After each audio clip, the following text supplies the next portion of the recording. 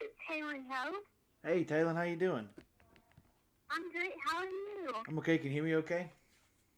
Yes, it's Okay. perfect. Okay, cool. Okay, I got a new setup going here and didn't really know how it was gonna sound, but if you can hear me, I'm good. Yes, it's great. So, how are you doing on this Tuesday afternoon or Tuesday night, really? I'm doing great. How are you? Well, I was kind of aggravated earlier today, but then I realized the presidential debate was tonight, and I kind of got a little bit more excited. so, that, so that's going to be the next thing I'm going to do. As soon as we jump off here, I'll be like, turn it straight to NBC or whatever channel it's going to be. I'm watching the presidential debate. Yeah. So, you into those type of things like that? No, we watch some of it. I think it's interesting to watch for sure. Yeah, keeping our parties to ourselves. I could say that I'm not really a Democrat nor a Republican, so I kind of go on either side of the fence. But I just like the the fact that Donald Trump doesn't care what he says. I like that aspect of Donald Trump in some ways, if that makes any sense. Yes, it does for sure. So I got Taylon Hope here. Talk to me real quick. You're from North Carolina, right? I am from North Carolina. Yes, I'm West Jefferson, North Carolina, a small town in the Appalachian Mountains, and close to Boone, North Carolina. It's beautiful up there, and I'm originally from here, and I moved to Nashville with my family when I was 12 to pursue music, and I love it here. But yes, North Carolina is always going to be where I'm from. So your family moved. You didn't just move to Nashville. Obviously, you were 12, but your family moved because you wanted to become an artist. Yes, my mom and my dad and me moved here, and I guess mid-year, I guess around July of 2017. We've been here ever since, and I've been traveling back and forth to Nashville for years since I was 8 or 9, and started working with my producer, Kent Wells, who works with Dolly and is her band leader, when I was actually 10. So I've been working with him a while. We moved here to work with him more, write more, perform more, because it is really hard as to pursue country music, not living in Nashville professionally. So it's been an amazing journey, and I love Nashville, and they really taken me in as a young artist. So it's just incredible here. But yes. A lot of people don't realize that, that you have to move to Nashville to pursue country music because everything's there. Sure, you could, fly out every week, but you'd be spending more money doing it that way. And that's what a lot of people don't understand is you need to move there until your career, until you're able to, I guess, be set in financial ways and wise, as in, kind of like Justin Moore. He moved to Nashville, and then once he made his first couple of albums, he's like, okay, now I can move back to Poyen, Arkansas. It's kind of, you have to get there, get established, and then you're able to, move away. But a lot of people do find that that's their home and they stay there. And that's what a lot of people I don't think realize. I was just in my hometown this weekend with my family, and we had a great time. We go down there a lot to see my family, and it's always great. It always feels so good to be home, but definitely Nashville, I think, is where it's just so great for me to live, and it's an incredible place for music and for what I want to do, which is so cool. So, yes, I definitely love it here, and it's awesome, but I think it is cool that I kind of like two homes, I like to say, but two places that mean a lot to me, and but yes, you definitely do have to be here if you want to pursue it and be out there to do what you love. I wonder, and I'm not trying to get too personal here, but your family must really believe in you and must really love you to uproot their lives and move to Nashville. Very true. Yeah, me and my mom and my family, I'm just so close to them, and we moved here, and they love it here too, but of course we all miss home because, my grandparents are there and our whole family's there, so, but yes, they definitely support everything about my music, and I'm so grateful and blessed that they do, and but yeah, it's just so fun.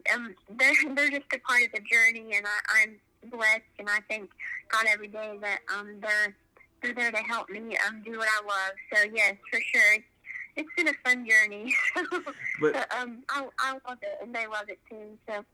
And I'm not saying you would do this, but I would, like, if my whole family moved for me, they're like, man, they really believe in me. I can't let them down. I have to be successful in some way. Do you ever feel that kind of stress and anxiety ridden? Because I know I would, but I just suffer from all that stuff. So I don't know if it's just me personally, but I honestly would.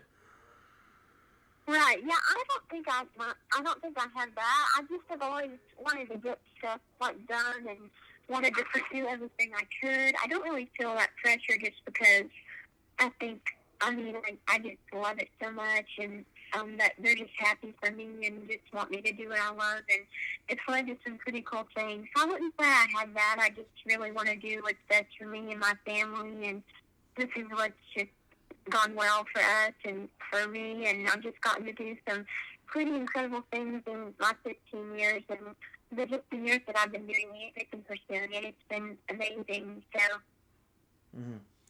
Tell me about, because you met one of, I know this guy really well, or not really well, I know him a little bit, Mo Pitney. You wrote Small Town with Mo Pitney. And yes. to me, Mo Pitney is one of the most realist, and he's very, very talented, and he's just, to me, underrated as an artist and a songwriter, because I remember the first time I heard, it's off, I don't remember what album it's off of, but he has a song called It's Just a Dog, right? And I remember hearing that song, and it tearing me apart. And I was like, oh my God. But yeah, so, because you met Mo at a Cracker Barrel in Nashville, right? Yes, I did. I was, we just got home from the Opry, and Mo was playing that night. We ate at Cracker Barrel, and Mo happened to be in there, and we loved his music, and this was I guess a few years ago. I was around 12, I guess, and I'm actually had an award show with Mo at the Opry and got to present an award with him, and we kind of connected, and then we decided we were going to write a song, and we wrote Small Town, and we've been in contact ever since. I got to open a show for him and play a show with him in my hometown in North Carolina this past summer. It was so much fun. We had a blast, and he's a great guy. Definitely such an incredible singer and songwriter, and just such a talent. So yeah, we're blessed to know him, and he's a great guy, and definitely just love what he stands for as well. So what's it like at a Mo Pitney show? I've never seen a guy in concert, but I imagine just from his songwriting and his energetic personality style that he's got to be kind of like a hyped up, kind of rough show. Oh yeah, he's awesome. We performed Small Town that night, and it was just such a great time. And definitely, I love the traditional aspect of Mo and his voice and what he writes. And that was just so cool to see him perform that, and that the audience of all different ages could connect to Mo and what he was singing. And I just thought that was so cool. He's definitely such a great artist for sure, and so talented. But it was an awesome show. It was such a fun night, and it was a great show for sure. So we had a blast. Mm-hmm. What are some? Obviously, there's a lot of similarities between North Carolina and Nashville, but what are some of the differences that you notice kind of right offhand? Obviously, it wasn't home, but right. Mm-hmm.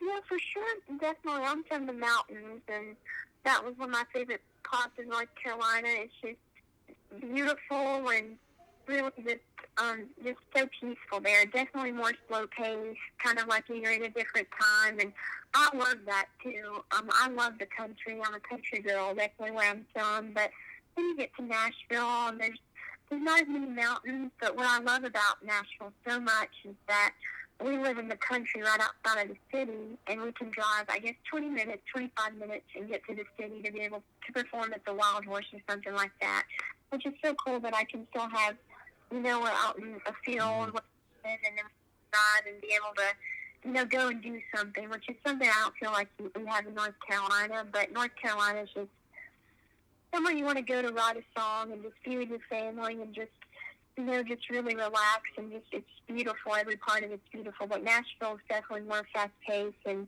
just, I like to say I love the city and country, just both. I just love those parts of them. So they're definitely different places, but they're both very, very special to me. So.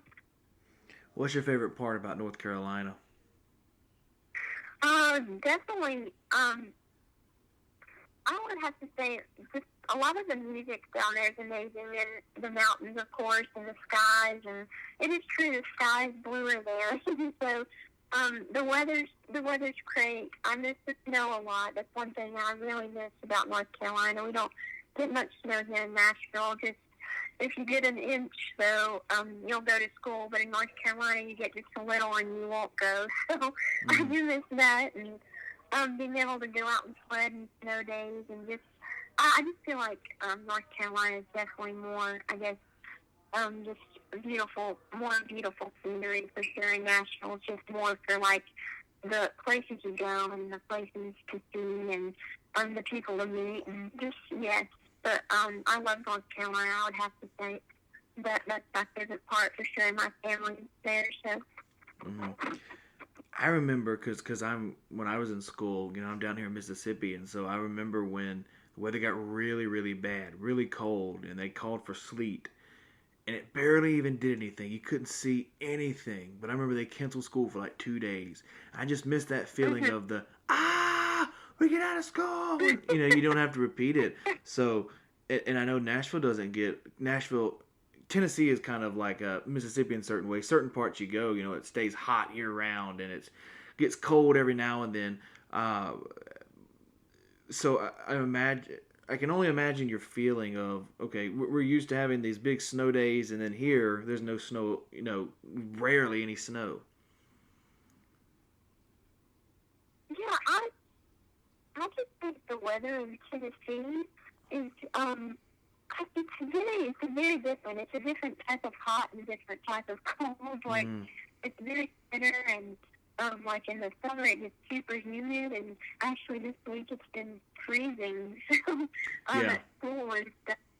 But yeah, and then last week it was like 95. So you never know what the weather's going to be like. I guess that's how it is in North Carolina, but it's definitely more breezy in North Carolina than it is here. But yeah, you never know what the weather's going to be like.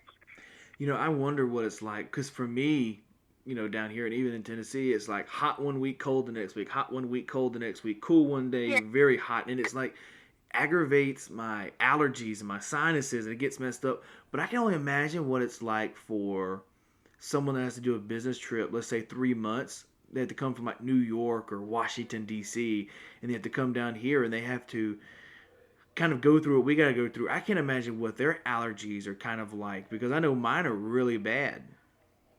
Right, yeah.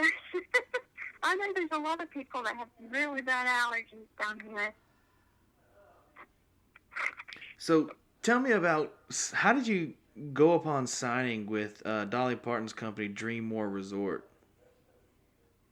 Well, I've always loved going to Dollywood, and I've always just loved everything about that place. And I knew when she opened the hotel, I thought that was so cool that she's having performers.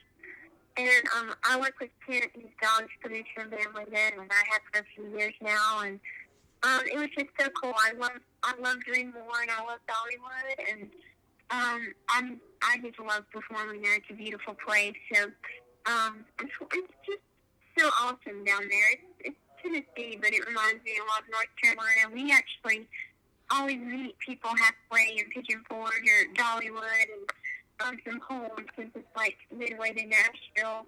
So it's just always been a special place to me. I love that area, and I love going down there to perform, and the people there are always great. Actually, a few years ago when they had the fires in Pigeon Forge, I actually went down there that weekend. We didn't stay anywhere, but I just went down there to see, and of course there were so many people in the hotel just because their houses had been destroyed from the fire in Gatlinburg, and they were staying at places like DreamMore. Of course, the fire was over at this point, but I went down there to see them the next day after it, and I've always remembered that. I guess I was around 11 or 12 when I went to do that, but I just loved performing there, and it was so cool to see you know, to be able to lift their spirits through music, and that's just one of the amazing parts of being able to do what I do. It's just making people happy. So it's a beautiful place. I love it. So let's say you're hanging out with your friends. You're hanging out with your friends, and you're just having a fun time, and you don't have to worry about interviews or music or anything like that. What's something you love to talk about that you don't get to talk about, on interviews? Something you talk with your friends about. Nothing personal, just something, not a lot of people know. Right, yeah. I love to talk about sports. I love sports, watching sports, and just anything, Instagram and things on social media, YouTubers and stuff like that, Netflix shows. But yeah, I play tennis, and I run and do stuff like that, and I enjoy a lot of stuff. I love, of course, like writing stories and songwriting, of course, but just doing stuff like that, and just a bunch of stuff. I love to shop with my friends, and we just talk about normal stuff and what teenagers would talk about. But it is cool to be able to have a normal aspect, but also to be able to go and perform and write songs and with incredible writers and just be a part of that. It is something I really enjoy, that I kind of get to have the best of those worlds there. So. What's your favorite sport besides tennis? Can't say tennis because you play tennis, but what's your favorite sport to watch on TV? I love to watch football, for sure. I love football, and especially going to the national anthem for football games is always fun. I've always done that since I was little, and I've just always loved watching football. I love baseball, and I used to play basketball too, so yes, I think I can watch football. I just always had Christmas memories going to football games and playing that thing and fun times with family and friends. So football is definitely fun to watch, and I just think it's just a sport that I think everybody really likes. So, but it's my favorite to watch for sure. And fall is awesome, so I always get excited for autumn and football and stuff like that. So. I'm gonna ask you a question, and if the answer is yes, then don't be afraid to tell me. Does this make me weird? I know nothing about football, baseball, basketball, soccer, tennis. I don't know anything about anything sports related unless it's like wrestling. Like, I remember in school, I never played any kind of sport because I was always the kid that was in the books. Like, I may have did agriculture to get a couple of extra science credits, but I was always just like a big book nerd. Like, I was always reading a book or studying for a test and doing tests and doing extra work.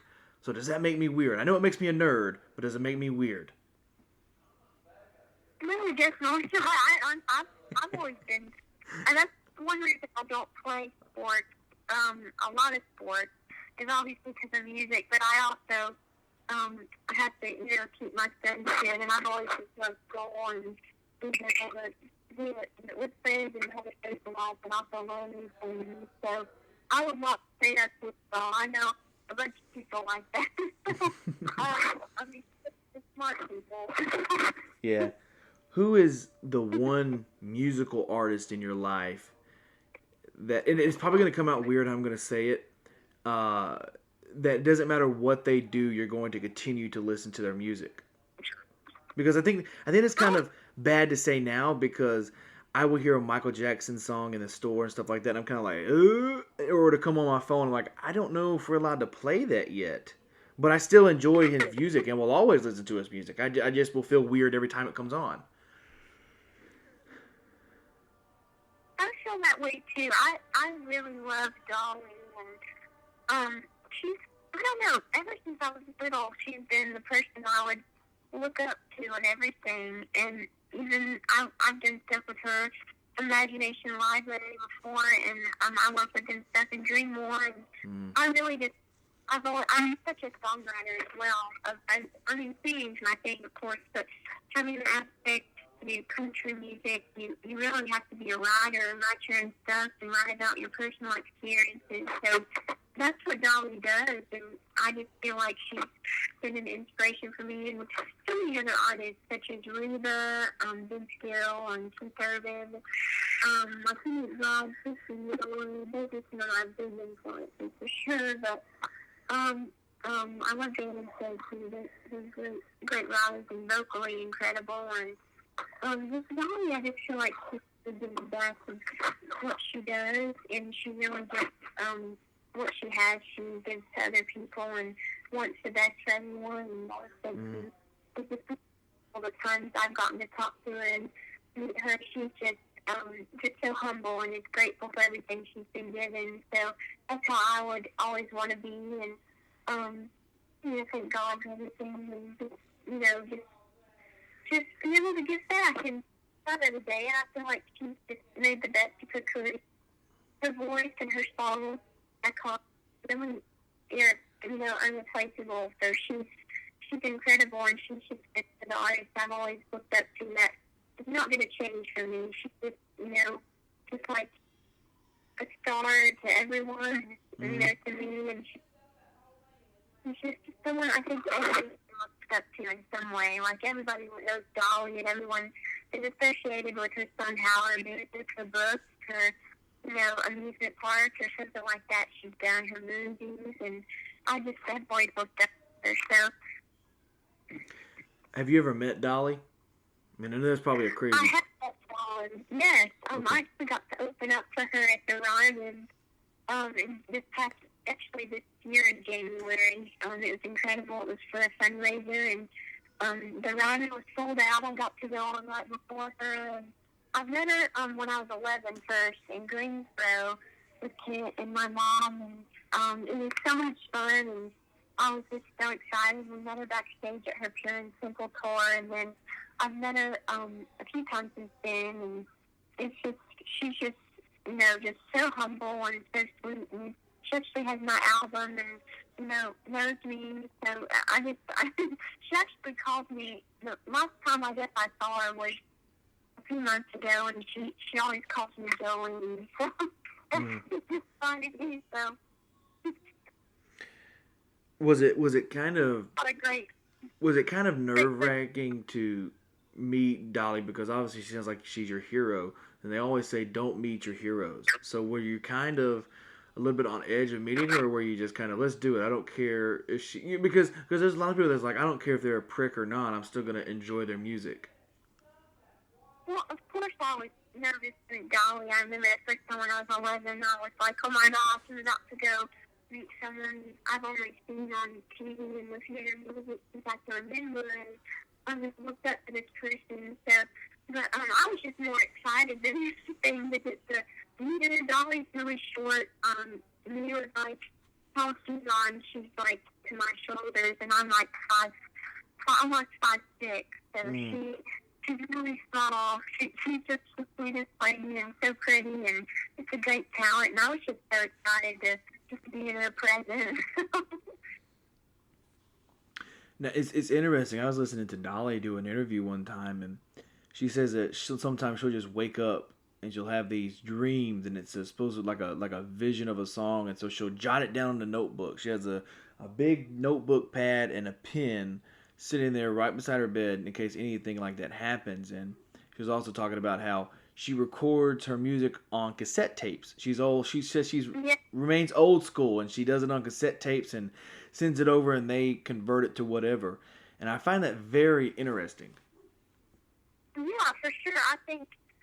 I think she's probably more successful for that, just because she knows what she wants and she has a plan with that. And even when I write songs and stuff, I always write them down if I have an idea. I think it's cool. I like to write on my computer sometimes, but mostly in my songbook, just because that's more memorable, and you can always have it there. Just you can't trust your phone and computer all the time. So I just think writing is very special, and just to have stuff like that to look back on is awesome. So I think that's super cool. I have heard that story.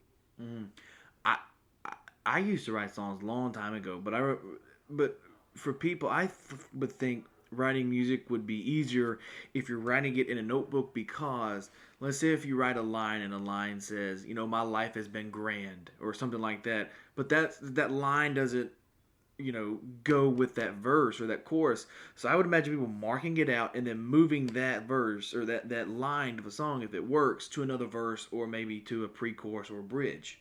So I figured that would be, because if you're doing it on a laptop, you can't really mark through stuff and go back and look at it. Yeah, that's so true. Yeah, I definitely love the melody or chorus idea, title idea. I like to start from the chorus as my main basis of the song and build around it. And I like the chords I have to like that, and then I just write down the chorus or the title I have and just build the song around it. And it's just a cool chaotic well, I have for quarantine. I've wrote with people of Zoom from Germany and France and country music, and some of the people with mutual friends, and just met some really cool people, and done some things in London this summer, and so many cool things happened, I guess, as much as they could without going out and performing, which is so hard for me this time, not being able to do what all I had planned and all the festivals and touring. And I just think it was a ride in the summer for me. I've got so many songs, and I just released a new single that Nashville tornadoes hit and everything happened in the world, and that it was just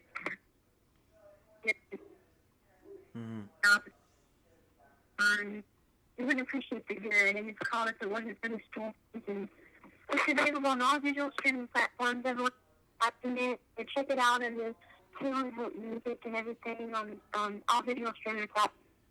My website, TaylonHopeMusic.com, and social media at Taylon Hope Music and stuff. So,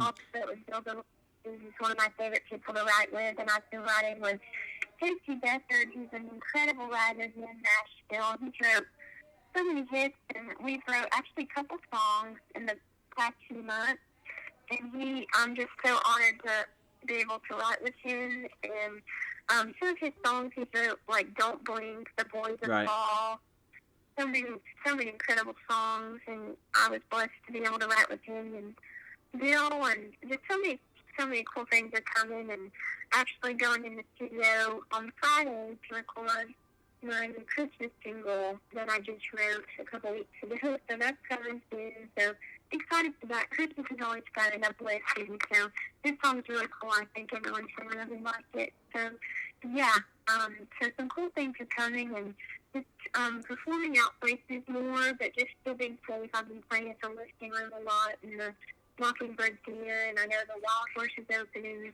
actually this weekend, so I'll be there soon, and just stuff starting to reopen, but definitely still being safe while doing it, so. Mm-hmm.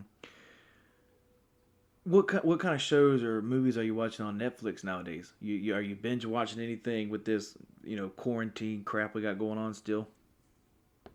Yeah, I really loved watching The Outer Banks. I watched that. That was a good.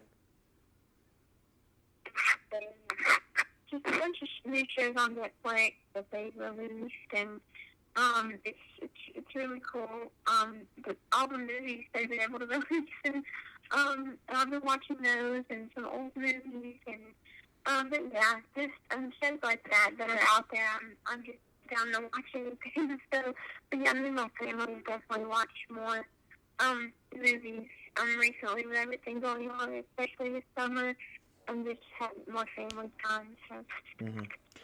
Last couple of questions here as we wind down here, Taylon. This is going to be kind of a long-winded question because I'm going to have to explain it a little bit, and maybe I should bump it away. But I'm kind of curious. So I started reading this book, and it's titled David and Goliath, and it's by Malcolm Gladwell. And basically, the story is about. It goes into telling the story of the Bible about David and Goliath, about how Goliath was this big, and David came with a little slingshot and dethroned the king and killed Goliath. And he goes into more detail about how he could have done it better, or could have done it more of an easier way of doing it, or done it a certain way instead of basically a slingshot killing Goliath. And I wonder, is there one thing in your life that you wish you could go back to and fix it and not go about it the way you did? Like, kind of, what's your David and Goliath story? Let me see. That's really interesting. I'll have to look at that. But definitely, I think, I just tell myself to always, like, just know, like, what you love and do it for you. And, like, just do everything, like, you love and, just go out there and just make people happy, I guess. I guess sometimes it can get stressful with school and everything, and I definitely just tell myself to, focus on, what you love and, just be who you are and just be as happy as you can be. I can't really think of a certain situation, but definitely just to, just be who you are and don't change for anyone is definitely what I'd say. And I've definitely learned that now with my music, and I'm really starting to come into my own artist, I feel like, with my songs and everything that's coming out. You'll see, like, kind of my style is developing. And it's taken me years, especially, like, when I moved here to Nashville when I was just 12, I've really developed my style and really just writing every week and with new people and discovering who you are is so important. And, yes, definitely just to take every day and just, it's a journey. Sometimes it is hard. Definitely, I would also say to be patient because it is a long journey and it is a hard journey, and you definitely have to work at it every day, which is something I do. And definitely just, just work at it, and you'll get there for sure. So, yeah.